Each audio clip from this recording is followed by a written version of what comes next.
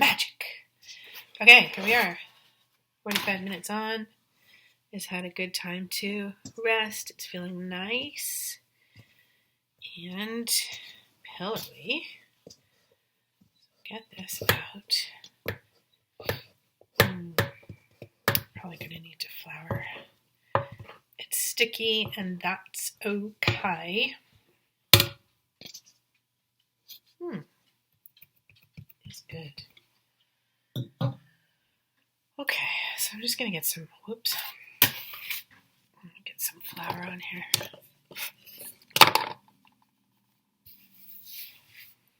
Voila. Excuse me. So we'll just do a little light kneading. I'm not using a whole lot of pressure at all. I just want to get it into a cohesive ball. And I'm going to make 2 loaves. So I'll just divide this in half. That looks really good. I'm happy with that. Divide this in half. So, as I showed you before, I don't know, maybe you saw the other video on white bread.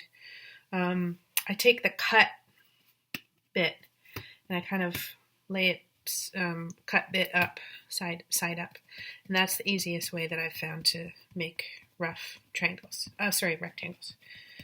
So there. So this is going to rest for just 10 minutes.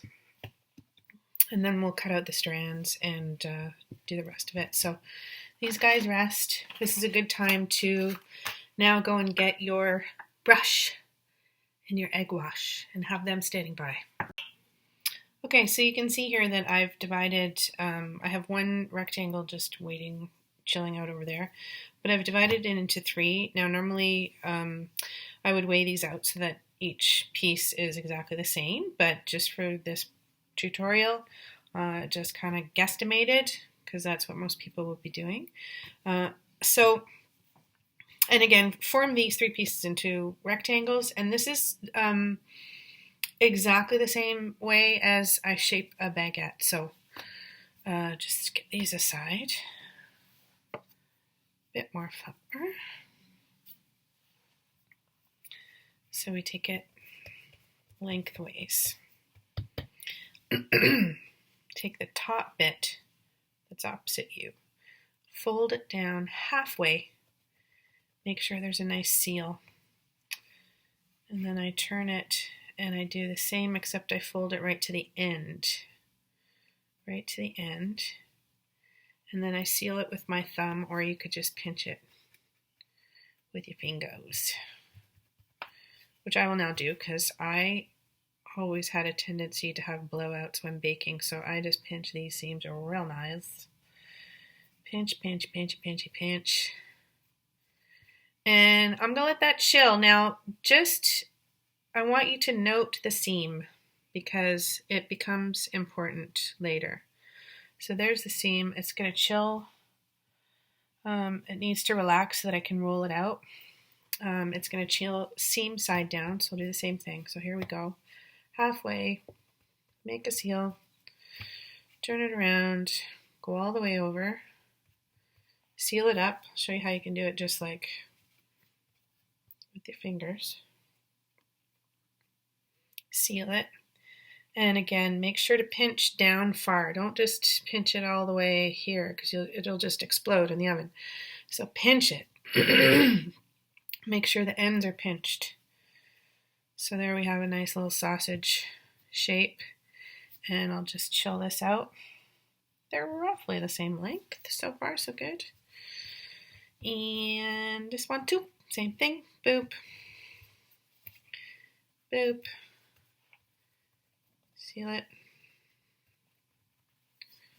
Voila. Pinch for good measure, because I always exploded mine.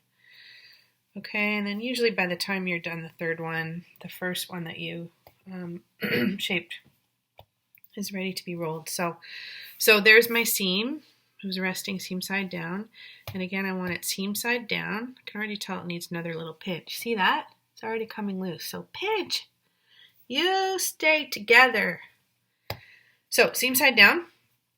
And just like with the baguettes, I'm going to try and fix any kind of, it's fatter here and skinnier here. So I roll it out real nice. Always trying to keep the seam side down. And that becomes important to know where the seam is when you're braiding this thing. So seam side down. There we go. This looks good. See, it's starting to snap back a little bit. That just needs a little rest. That's all. Same thing here. Rolling. It's a bit wet. Rolling. And I'm just keeping track of where my seam is.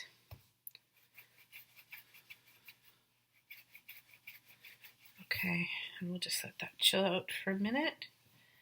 And same thing, make sure I'm not going to have any blowouts. And then we'll roll it.